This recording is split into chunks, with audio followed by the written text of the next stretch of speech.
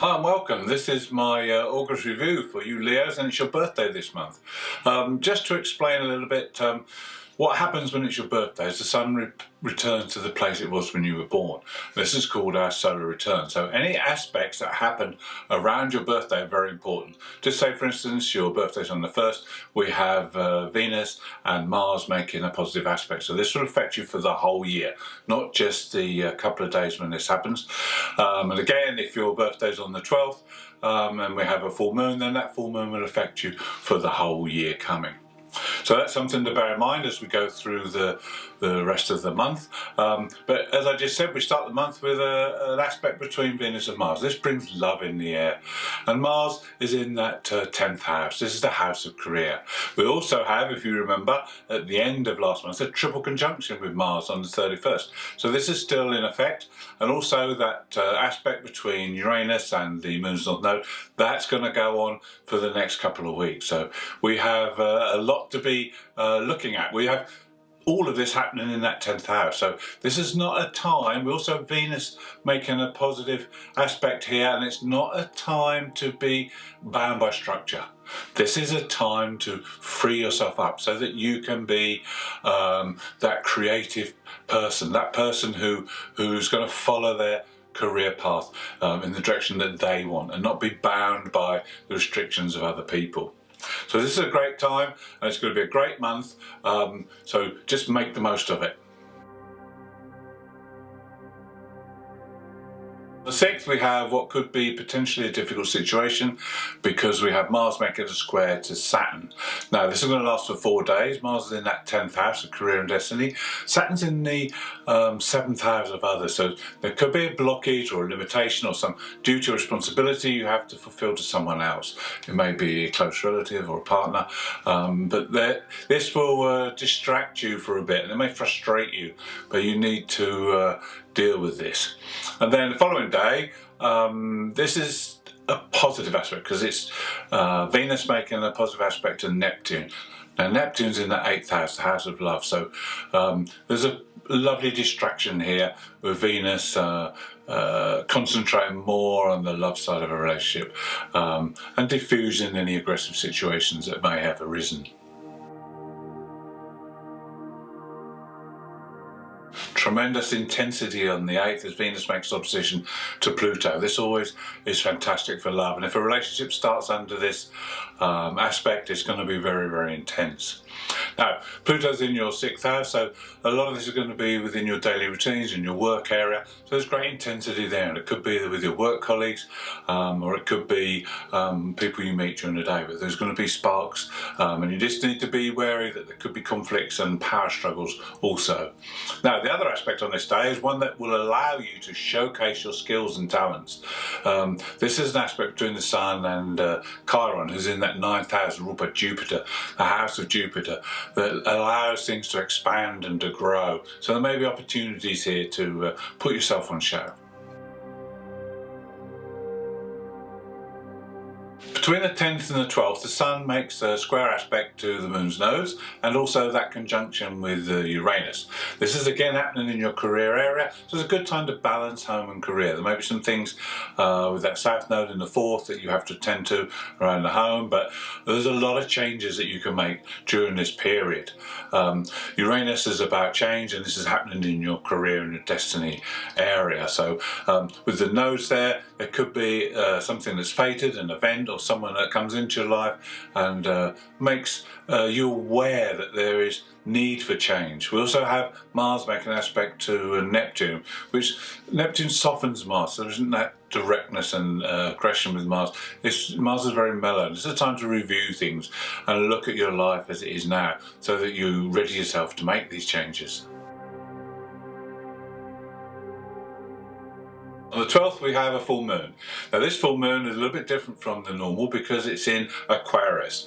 Normally the moon is emotional and feeling, but with being in Aquarius, she's devoid of emotion, devoid of feeling, and is much more detached and aloof. Now this is good for certain circumstances, but for you it's unfortunately in your 7th house. So this brings out a scenario that either you or your partner or other members and friends of your family appear detached and aloof. It may be that you have to spend time away, or your partner needs to spend time away, but there's something here that will block the closeness that you normally have. And this may make you read into things too much, because we have another aspect on the same day between Mercury and the black moon Lilith, and this may incline you to try and read things deeper behind the words, and it might not necessarily be right, so you just need to be careful that you don't read too much into things. This is what I'm trying to say.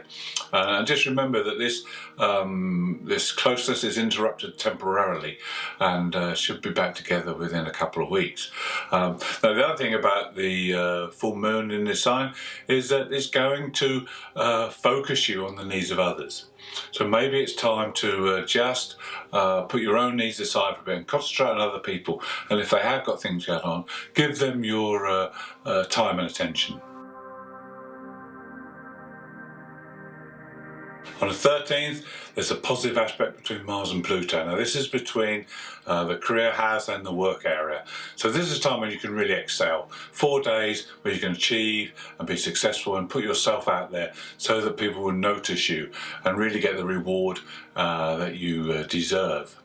Then on the following day we have an opposition. Now the Sun makes an opposition to Saturn. Now this will highlight again that full moon situation, but again it's time to overcome these limitations. Either you need to go within and to work on yourself and make yourself a stronger person, or you reach out and you give out to others and help them to become stronger. Between the 15th and the 22nd, Mercury makes no fewer than 5 aspects. This is going through your second house, and Mercury's now in Virgo. So Mercury rules Virgo, so he's well placed there. So he'll be mentally alert. He'll be able to analyse things well. This is to do with your finances and your values. So you'll be able to work with this. You have aspects with the North Node, so that you'll get messages and you'll be able to align with your path. You've got aspects to Jupiter, which brings opportunity, and Pluto and transformations, and Uranus with great changes. So there's a lot to deal with over these times, and any opportunities you need to seize on them. Love could be in the air on the 24th as we have Venus making a positive aspect to Chiron in that 9th house. So this could be someone you meet from a different background, a different culture, or a different country. But it could be a chance meeting. It could be something that will enlarge your outlook on life and expand things for you. The other aspect we have on this day, well, it's not an aspect, it's a retrograde motion. Uranus goes retrograde in that 10th house, and there are lessons to be learned while Uranus is in retrograde, and this is for 5 months. So there's time to work with this, but you need to be ready, because in 5 months' time Uranus will go direct again. All these changes will suddenly start to take place again.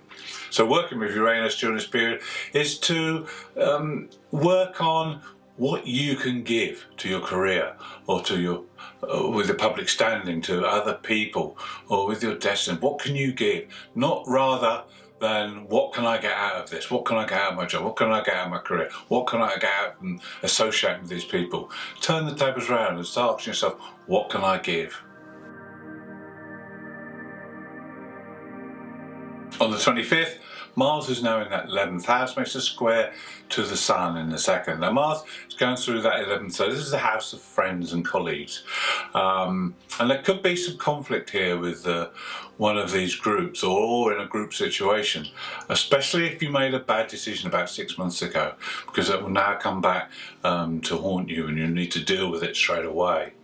Now the other thing with the aspect to the Sun and second is that this is good for finances. This is a time when you can put effort and time into making money.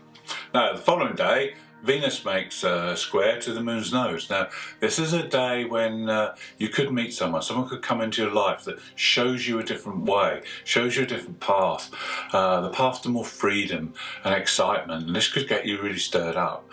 Now Uranus is at the moment retrograde, so he won't be too interested in making rapid changes at this time, but this connection, this involvement, this sign, or this involvement with someone will promote a lot of thought and will be good for the next few months before Uranus goes direct again. Friday the 27th we have our new moon. The new moon is in Virgo and it's in your second house. This is very good for finances. This is excellent for over the next 2 weeks. You can analyse things. You can really get to grips of how you can sort out your finances, or if you're in a good shape already, how you can make more money and how you can improve your value system as well. What sort of things would help you to move forward with this? The other aspect on this day is between Chiron and the Black Moon. So don't be distracted by the excitement or the pull of pastures new. Make sure you keep your house in order first before you look at to branch it out into other areas. You'll be able to break down barriers on the 28th because we have the Black Moon Earth making an aspect to the Moon's North Node. Now these barriers will be put up because Saturn again is active in that 7th house. Venus makes an opposition, so duty and responsibility will come before fun and pleasure. But with this aspect with the Moon's Node, you'll be able to break down barriers and to make good progress. And then to finish the month, we have a very good positive aspect. Mars making an aspect to Jupiter. Jupiter in his own house, the 9th house. So Jupiter will expand the Mars energy. This is a time you can really again make good improvements in your life. You can achieve things. You can make changes that will be positive and beneficial to you. This is good for business. This is good for anything legal. This is good for anything philosophical or excellent for travel, planning an adventure. Thank you for watching. I hope you've enjoyed the August review. If you'd like to see more, please subscribe. If you'd like to leave a message, I'd love to hear from you. And happy birthday to all you August Leos.